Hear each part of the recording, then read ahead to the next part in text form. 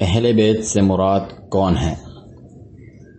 شیخ عبد المحسن عباد حفظ اللہ فرماتے ہیں، نبی کریم صلی اللہ علیہ وسلم کے اہل بیت کے بارے میں صحیح بات یہ ہے کہ اس سے مراد آپ کے وہ رشتہ دار ہیں جن پر صدقہ حرام ہے، یعنی آپ صلی اللہ علیہ وسلم کی ازواج مطہرات، اولاد اور عبد المطلب کی نسل میں سے ہر مسلمان مرد و عورت جنہیں بنو ہاشم کہا جاتا ہے۔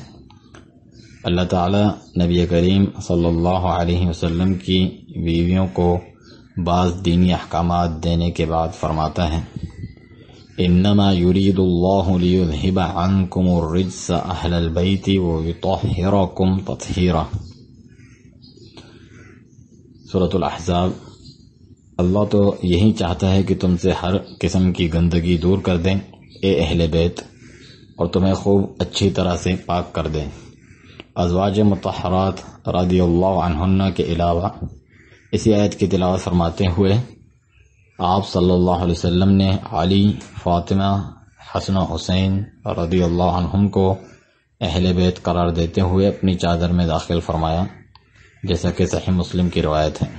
اسی طرح اپنے چاچاؤں کے بیٹوں کو بھی صدقہ لینے سے منع فرمایا کہ ان الصدقۃ لا تنبغی لآل محمد انما ہی اوساخ الناس۔ صحیح مسلم کی روایت، بے شک آل محمد کے لیے صدقے کا حصول روا نہیں، یہ تو محض لوگوں کا میل کچیل ہے۔ صدقے کی حرمت میں بنو ہاشم کے ساتھ بنو مطلب بن عبد مناف بھی شامل ہیں، جیسا کہ اس سے متعلق حدیث صحیح بخاری میں موجود ہے۔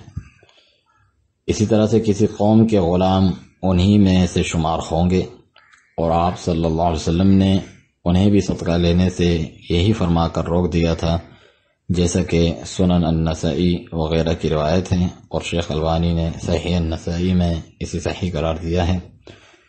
اللہ تعالیٰ کے بے شمار درود و سلام نازل ہوں محمد صلی اللہ علیہ وسلم اور آپ کی آل و اصحاب پر۔